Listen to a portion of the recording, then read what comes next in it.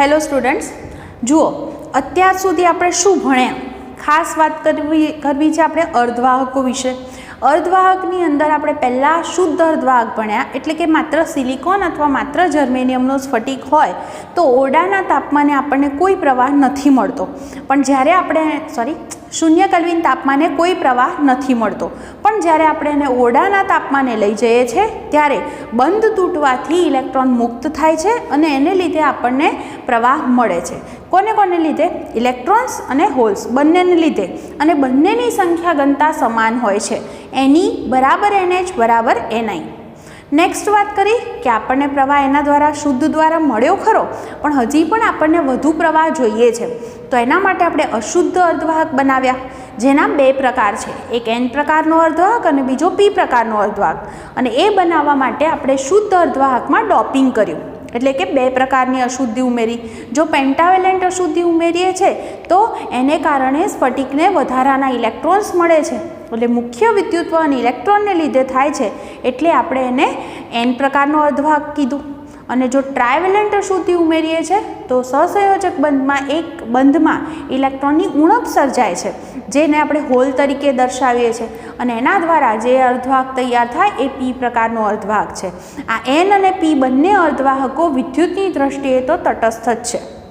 હવે એ જે રચના આખી આપણે વાત કરી એમાં હંમેશા ધ્યાનમાં રાખજો, ભલે P પ્રકારનો અર્ધવાહક છે, એમાં હોલ્સ છે, છતાં પણ એમાં જે પ્રવાહ મળે એ શુદ્ધ કરતાં તો વધારે જ હોય. કારણ કે સીધી વસ્તુ છે કે એમાં ભલે હોલ્સ છે હે ને પેલી અશુદ્ધિને લીધે, પણ એમાં ઇલેક્ટ્રોનને કૂદકા મારવા માટે એટલી જગ્યા તો વધારાની મળી ગઈ, તો એટલે આપણને વધુ પ્રવાહ આપી શકે છે શુદ્ધ અર્ધવાહક કરતાં.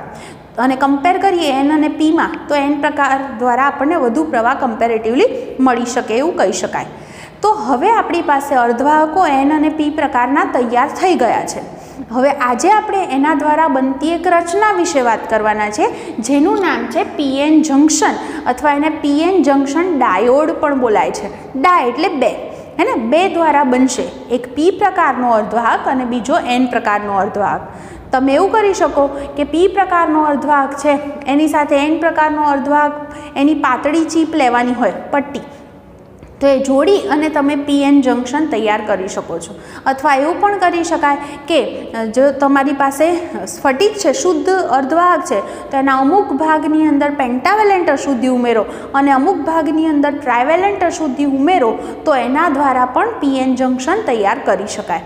તો હવે હું તમને એ PN જંક્શન બનાવો ત્યારે શું થાય છે એ આખી ચર્ચા કરવા માંગુ છું. તો જુઓ, ધારો કે હું અહીંયા આગળ આવું સમજાવું તમને કે આ P પ્રકારનો અર્ધવાહક છે, આ N પ્રકારનો અર્ધવાહક છે. આ બંનેને જોડીને આપણે આ રચના બનાવી, એ છે PN જંક્શન. હવે તમે યાદ કરો, આપણે જાણીએ છીએ એ પ્રમાણે જ્યારે N પ્રકારનો અર્ધવાહક બનાવ્યો ત્યારે એની અંદર આપણે કઈ અશુદ્ધિ ઉમેરી હતી? પેન્ટાવેલેન્ટ. ઓકે, અને એને કારણે સ્ફટિક પાસે ઘણા બધા ઇલેક્ટ્રોન્સ હતા, વધારાના ઇલેક્ટ્રોન્સ, એટલે કે મેજોરિટી ચાર્જ કેરિયર ઇલેક્ટ્રોન્સ હતા.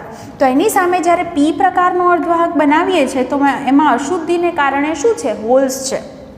હવે જ્યારે તમે બંનેને જોડો ને, આ શરૂઆતની પ્રક્રિયા છે, જ્યારે અહીંયા જોડો છો ત્યારે અહીંયા આગળ બે પ્રકારની પ્રક્રિયા જોવા મળશે.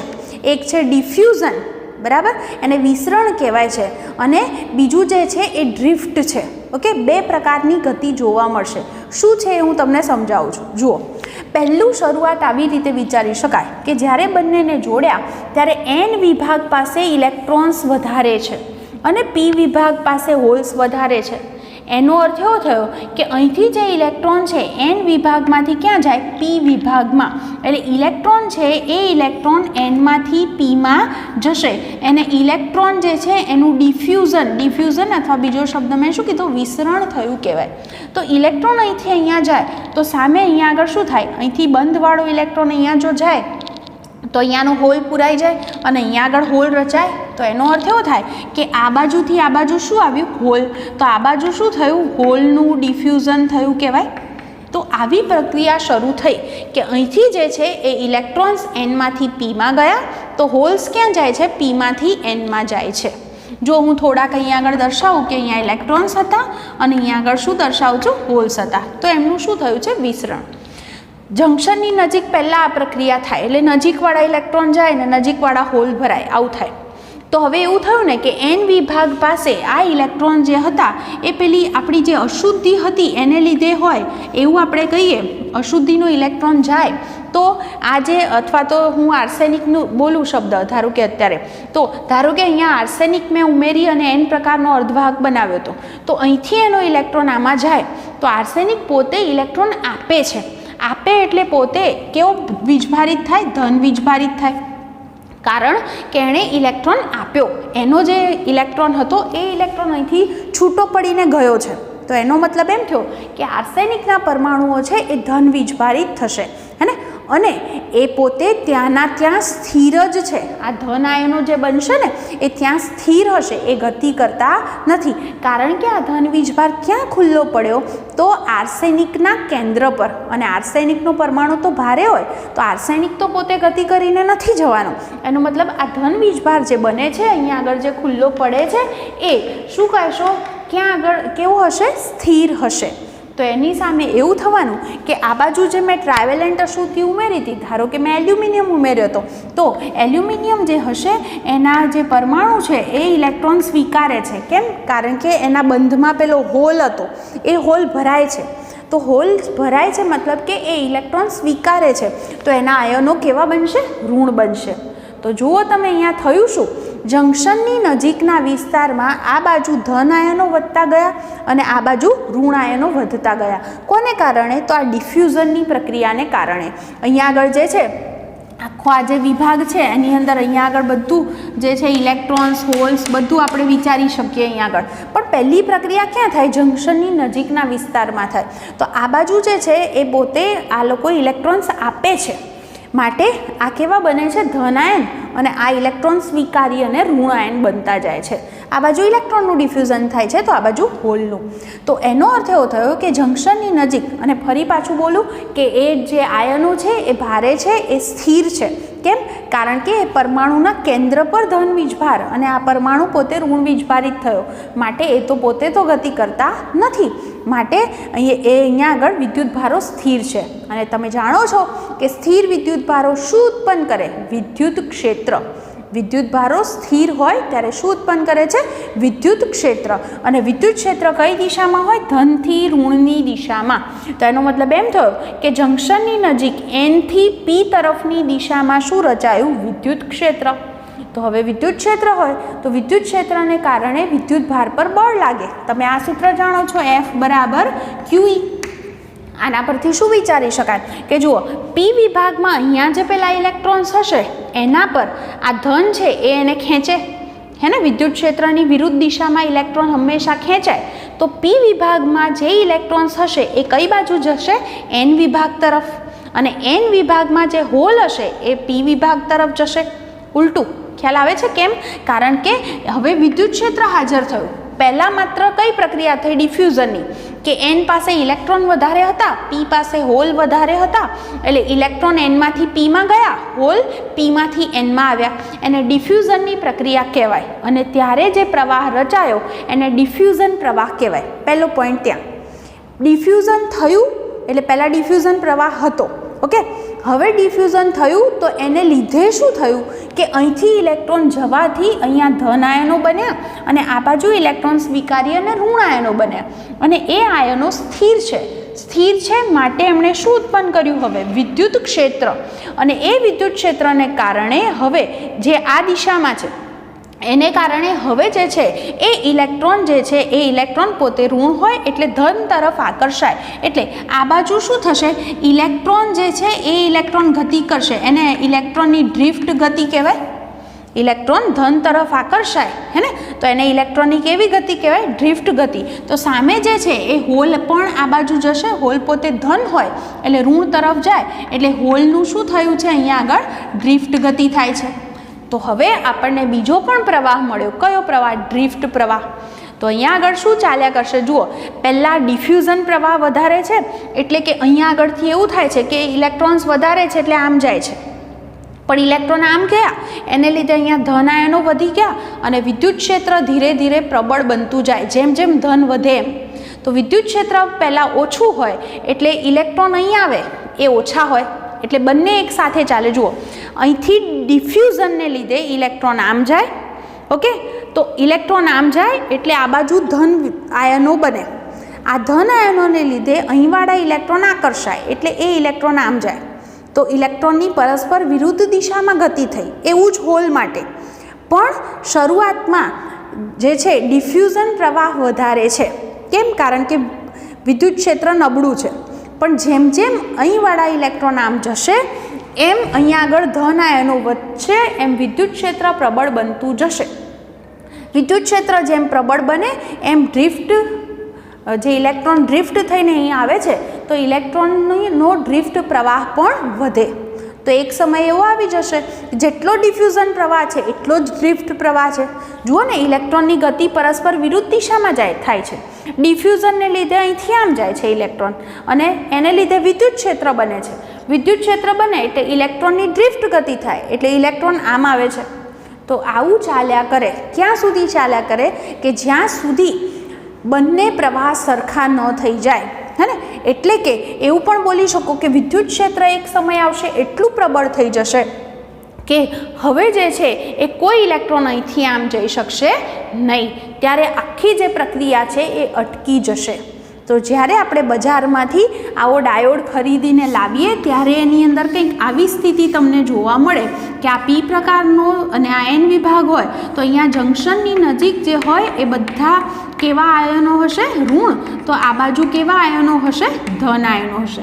એટલે આટલો જે વિસ્તાર બન્યો છે એની અંદર અહીંયા મેજોરિટી ઇલેક્ટ્રોન્સ નથી એન તરફ, તો પી તરફ મેજોરિટી એવા હોલ્સ નથી.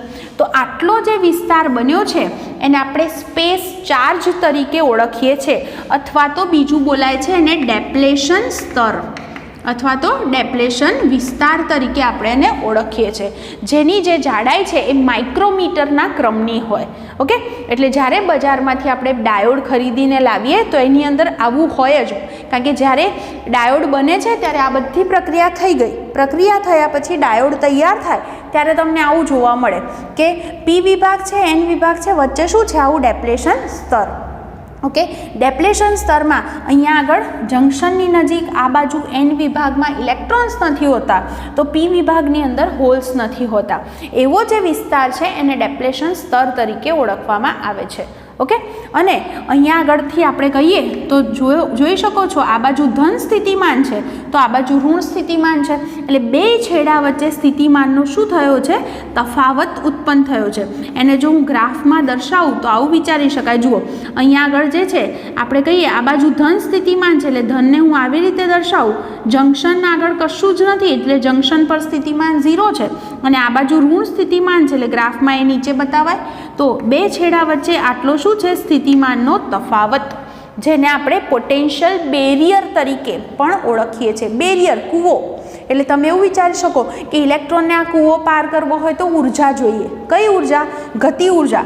કેટલી ગતિ ઉર્જા જોઈએ આવું વિચારી શકો? 1/2 mv² બરાબર EV0. V0 અથવા તો બેરિયરના વોલ્ટેજ છે તો હું VB નામ આપું તો ઇલેક્ટ્રોનને એ બેરિયર પાર કરવા કેટલી ઉર્જા જોઈએ? EVB. VB એટલે બેરિયરના વોલ્ટેજ. બરાબર. ધારો કે મારી પાસે ઓરિજિનલી આખો સિલિકોન હોય અને એમાં મેં અશુદ્ધિ ઉમેરી અને આ ડાયોડ બનાવ્યો હોય તો એની અંદર નોર્મલી આ પોટેન્શિયલ બેરિયર છે VB, એની વેલ્યુ 0.7 વોલ્ટ હોય છે. 0.7 વોલ્ટ જેટલો બેરિયર વોલ્ટેજ હોય છે. અને જો જર્મેનિયમનો સ્ફટિક હોય એમાં અશુદ્ધિ ઉમેરી અને આપણે જો ડાયોડ બનાવીએ છીએ તો એમાં બેરિયર જે વોલ્ટેજ હોય છે એ 0.3 વોલ્ટ જેટલા હોય છે. તો આ હતો આપણો ડાયોડ. ડાયોડમાં ખબર પડી હશે તમને કેવી રીતે બન્યો એ.